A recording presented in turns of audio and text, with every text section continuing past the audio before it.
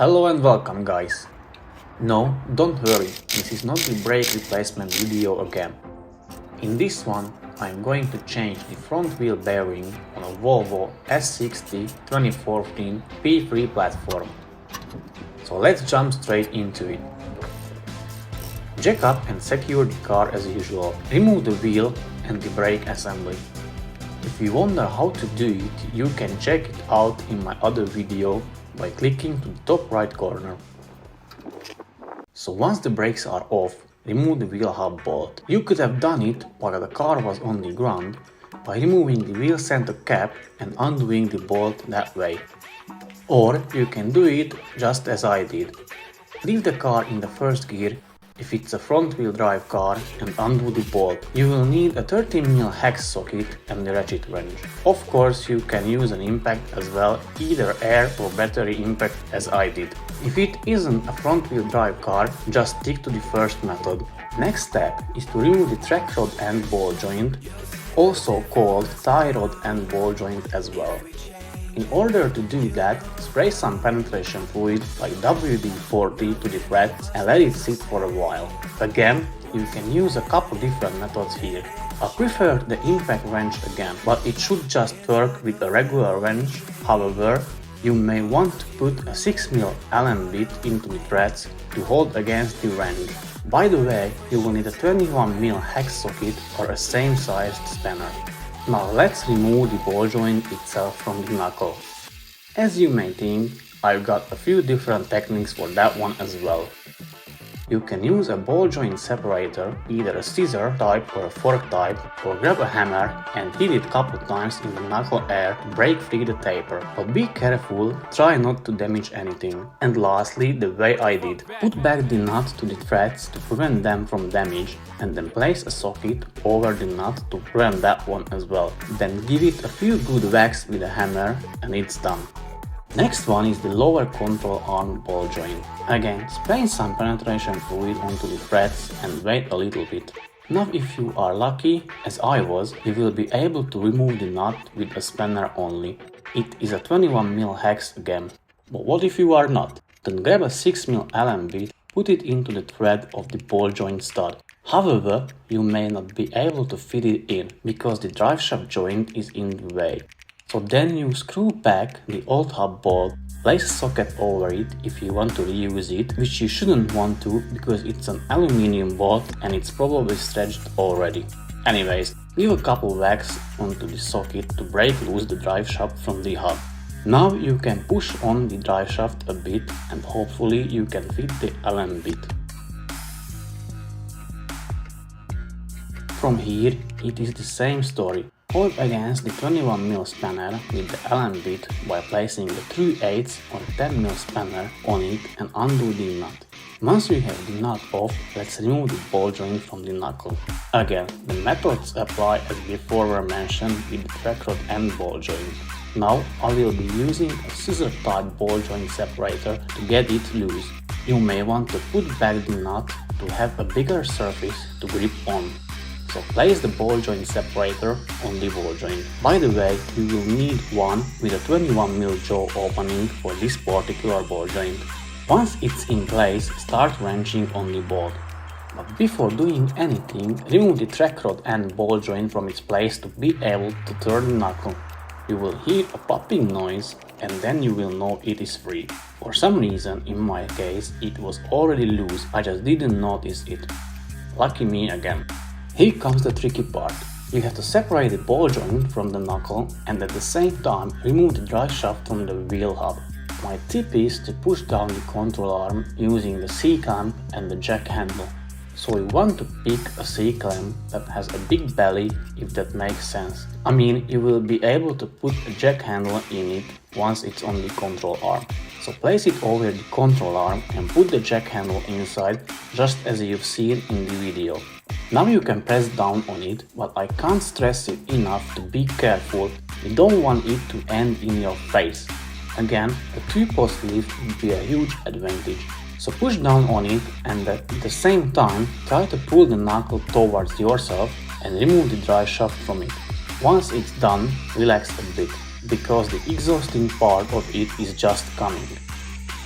We have finally arrived to the main point of the job, which is to remove the wheel bearing. As you may have already noticed, I like to give you options, so here they are. First one is to use the tool designed to remove the wheel bearing itself. It isn't just a typical wheel bearing, but a Gen 2 wheel bearing. The specialty of it is that the bearing and the hub come together, ergo can't be separated. Or to correct myself, it shouldn't be. So in this tool case, there is everything we need for the replacement, to which I will come back later to explain what is what. Another option is to buy some bolt extenders from your local hardware store. I recommend at least 2 and place them between the knuckle and the back of the wheel hub. Once they are in the place, start tightening them and they should separate the hub from the knuckle. However, I don't really recommend this method because it may work or may not, but definitely it is the cheapest way to do it. I didn't choose this method because first of all, I don't really have enough knuckle surface where I can place the bolt extenders, nor they are quite flat. The last method I would consider is to remove the whole knuckle and place it on the press and press out the bearing. That should work, but it takes more time and the press obviously. I couldn't think of any other ways to do it, but if you know any, I highly encourage you to share them in the comments section. It would be much appreciated. So let's assemble the tool. By the way, I have the one for the 82mm bearing, which is in some of the Mazdas, Fords and Volvos, to mention a couple.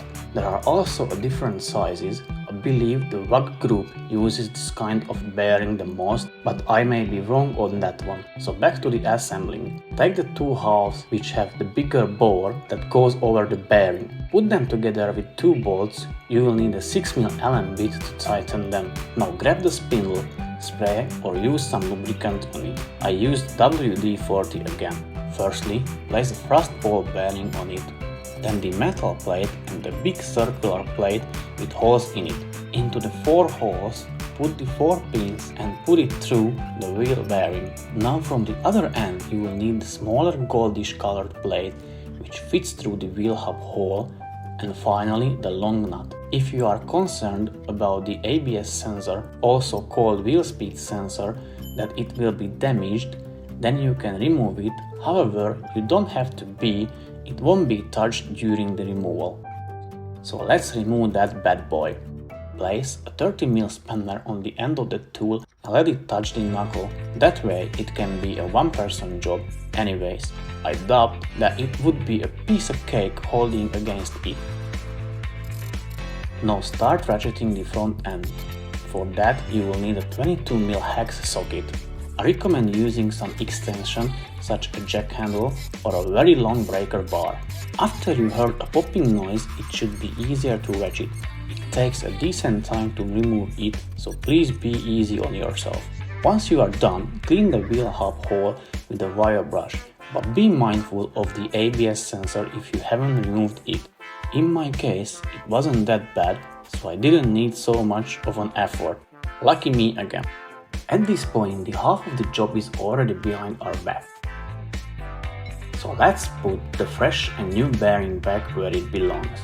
In order to do that, we will need the plates with a smaller bore from the tool case. You may be thinking why I'm not giving you another options here. So here is why. For the reason that the bearing is together with the hub, it wouldn't be a good idea to push on the hub surface because it would damage the ball bearing part. From my understanding, if you would be pushing on the hub surface, it would move the inner race of the bearing a little bit out of its position, because the whole bearing assembly makes contact between the outer race of the bearing and the wheel hub hole, if it makes any sense. So that's why you can't use a regular bearing / bushing removal tool or a press here, unless you have the correct adapter plate to push on. However, if you know about any other method, feel free to share them in the comments section. Well, now back to assembling the tool. It is 90% the same as for the removal. Unfortunately, you can't use the thrust bearing here because the spindle is not long enough, but anyways, it goes back easier than it comes out. So place the large circular plate over the spindle, put the 4 pins in it, but use the larger goldish colored plate on the end of the spindle instead of the small one, And finally the nut. Before you start tightening the things down, make sure you align the bearing perfectly straight and level into its position, or slightly tilted upwards, because when you will be ratcheting and applying force on it, it will come out of the alignment towards the bottom end of the bearing, if it makes any sense. Don't worry if you have to try it a couple times. Practice makes the master. So once the bearing is aligned, start ratcheting on the front end of the tool. Again, it will take a good effort and time to get it into place. You can tighten it all the way to the end, because it shouldn't go further than its place. Well, so we are done with replacing the wheel bearing. Now we just need to put everything back together. The only difference is that I used a different method pushing down the lower control arm in order to fit the lower control arm ball joint to its position. So I grabbed the check handle and placed it vertically on the lower control arm and pushed down on it whilst pushing on the knuckle at the same time to get it back to its position where the ball joint just slides into it. Useful tip is to push back the dry shaft into its place prior putting together the lower control arm ball joint and the wheel knuckle. I still used the old ball for it. Once they are done, you can put the truck rod and ball joint to its place and start tightening the things down. But before you rush yourself into it, I recommend you to rethread both ball joint nuts just to make your life easier. Stop it. Thank me later.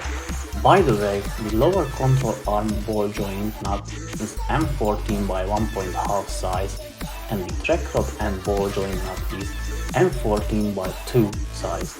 Make sure you don't mix them up. If they are rethreaded, they should go on the ball joint stud with ease, what means you shouldn't need a 6mm Allen bit and the spanner to hold against it. After you are finished with them, you can torque down the wheel hub ball. Have it torqued down to 35 Nm and another 90 degrees.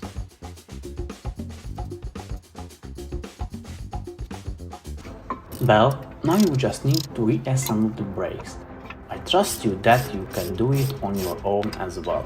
However, if you are struggling with it, click to the right corner of the screen for some advice.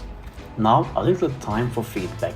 Please guys, let me know in the comments section if this was an in-depth detailed video to tackle this job on your own, or was it too much or still need more information on the process. Your comments would be much appreciated. Finally, thank you for watching and have a great day. Bye.